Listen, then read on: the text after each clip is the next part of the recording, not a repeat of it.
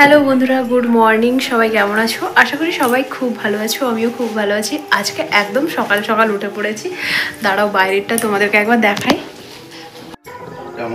এই দেখো, পুরো কুয়াশা ভর্তি বাইরেরটা, আর একদম সকাল সকালেই আমি উঠে পড়েছি আজকে। আর আজকে সকাল সকাল ওঠার কারণটাই হচ্ছে আমার বরের জন্মদিন। কালকে রাতে তাকে উইশ করেছি, তো আজ হচ্ছে বরের জন্মদিন। তো ওইটাই একটু ছোট্ট করে কেকটা এনেছি, কাটবো। কেক বলতে আমার বাড়িতে একটা মিয়ামরের কেক ছিল, একটা পেস্ট্রি ছিল, তো ওইটাকেই কাটবো। তো আমার বড় বসে আছে, তাকে ঘুম থেকে তুলে দিয়েছি, একদম মুখটুক গোমড়া করে বসে আছে। চলো দেখাই তোমাদেরকে একবার। দেখো এখন বাজে 6:48। অনেকটাই সকাল সকাল আমি উঠে পড়েছি। আর চলো একটু কেক টেক কাটি, কারণ এরপরে আবার আমাদেরকে বেরোতে হবে, একটা জায়গায় যাব।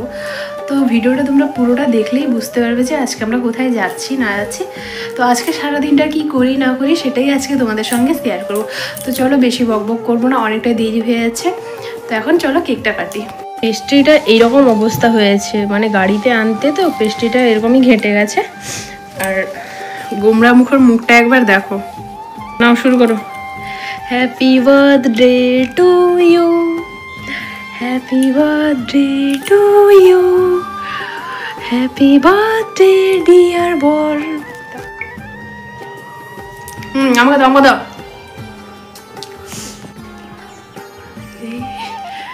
আজকে আমার ডক্টরের কাছে যাওয়ার ডেট আছে, ওই জন্য সকাল সকাল উঠে বরের বার্থডে সেলিব্রেশন করে এখন রেডি হচ্ছি ডক্টরের কাছে যাবো বলে। এখন খুব একটা ঠান্ডা নেই, আজকে যেহেতু কুয়াশা ছিল প্রচুর, ওই জন্য একটু ঠান্ডা লাগছিল। আজকে রেডি হতে হতে অনেকটাই লেট হয়ে গেছিলো, তাই জন্য তাড়াতাড়ি করে বেরিয়ে পড়লাম। এবার চলো একদম গিয়ে দেখা হচ্ছে। তো এখন এসেই বসে পড়েছি রিপোর্ট করতে, অনেক ভিড়, তাই জন্য একটু মন খারাপ ছিল। তো গালে হাত দিয়ে বসে বসে ফাইনালি আমার রিপোর্ট হয়েছে। এবার যাব ডক্টরের কাছে। এখন এসে গাড়িতে উঠে পড়লাম। আর আজকে আকাশটা পুরোপুরি মেঘলা, জানি না আজকে কি বৃষ্টি হবে কি না। তো চলো এখন ডক্টরের কাছে যাওয়া যাক। আর এখন বাজে 12:33, অনেকটাই দেরি হয়ে গেছে। তো এখন ডক্টরের কাছে এসে গেছি, এখন বসেও আছি ডক্টরের কাছে, অনেক ভিড় ডক্টরের কাছে। আর কন্টিনিউ ভিডিও করতে পারিনি, এখন বাড়িতে এসে খেতে বসে পড়েছি। তো বন্ধুরা তোমরা তো দেখতে পেলে যে আমি এসে পৌঁছে ড্রেস চেঞ্জ না করে আমি খেতে বসে পড়েছিলাম, কারণ অনেক দেরি হয়ে গেছিলো। দাঁড়াও, এখন বাজে ওই 3:47 বাজে। তো আমরা বাড়িতে এসেছি 3টার মতো এসছি, টাইম হয়ে গেছিলো। তো অনেক খিদা পেয়েছিলো আর অনেকটাই দেরি হয়ে গেছিলো, তাই জন্য আগে এসে খেতে বসে পড়েছি। তো এখন স্নান টান করে ড্রেস ফ্রেস চেঞ্জ করে এখনও বসে আছি, একটু ঘুমাবো। শরীরটা একদম ভালো লাগছে না, তোমরা আমার চোখ মুখ দেখেই বুঝতে পারছো যে এখন শরীরটা একদম ভালো নেই। তো চলো এখন একটু ঘুমিয়ে নিই কিছুক্ষণের জন্য, বিকালে উঠে আবার দেখা হচ্ছে। বিকাল আর কি, বিকাল তো এমনিতে হয়েই গেছে। তো চলো এখন একটু ঘুমিয়ে নিই, উঠে আবার দেখা হচ্ছে। ঘুম থেকে উঠেই এখন আমি একটা ডাব খাবো, তাই জন্য আমার বর আমাকে একটা ডাব কেটে দিয়েছে। বলেছিলাম না যে আজকে বৃষ্টি হবে, ওই দেখো মাটির দিকে দেখো গুঁড়ি গুঁড়ি বৃষ্টি পড়ছে। তো হালকা হালকা বৃষ্টি হচ্ছে, ভালোই লাগছে। এত বড় ডাবের মধ্যে এইটুকু জল, আমি তো বড়ই গ্লাস নিয়েছিলাম, ভেবেছিলাম অনেক, কিন্তু বেশি আর বেরোলোই না। এখানে কি করছো তুমি? এই যে এখন পায়েস বানাচ্ছি।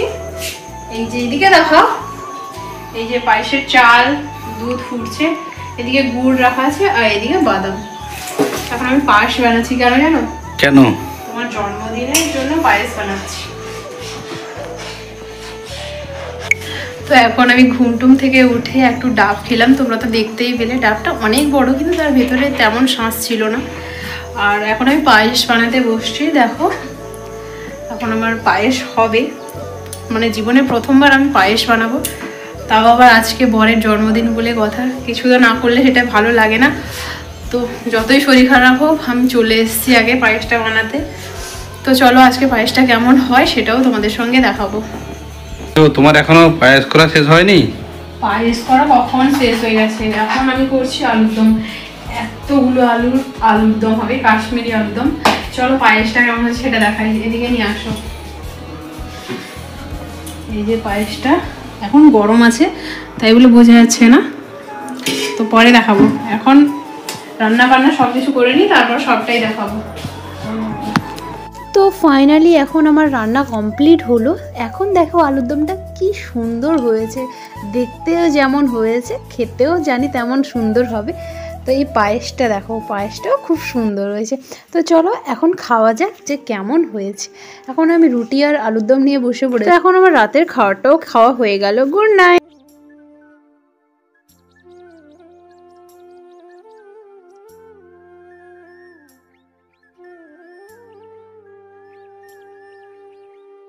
তো বন্ধুরা, কাল আর ভিডিওটা কমপ্লিট করতে পারিনি, আজকে আবার চলে এসেছি আমি তোমাদের সামনে। আর আজকে অনেক দিন পর একটা সুতির শাড়ি পরেছি।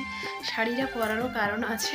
তো আজকে এখন আমি যাব আমার এক জেঠিমা শাশুড়ির বাড়িতে। উনি আমাকে আজকে ইনভাইট করেছেন, ওনার বাড়িতে যাব আজকে দুপুরের লাঞ্চটা করতে।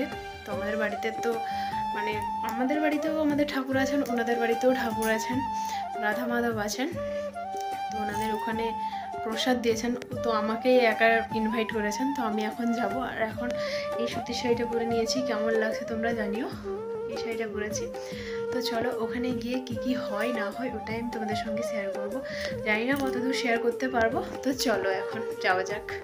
এখন চলে এসেছি আমার জেঠিমা শাশুড়ির বাড়িতে। তো আমাকে আনতে গেছিলো আমার যা, তো ওই আমাকে নিয়ে এসছে আজকে আমাকে বাড়ি থেকে। তো ওই আমাকে দেখাচ্ছে ওদের বাড়িটা। আর এখন চলো ওদের ঠাকুর ঘরটার কাছে যাওয়া যাক, কারণ ওখানেই পুজোটা হচ্ছে। জেঠিমা পুজো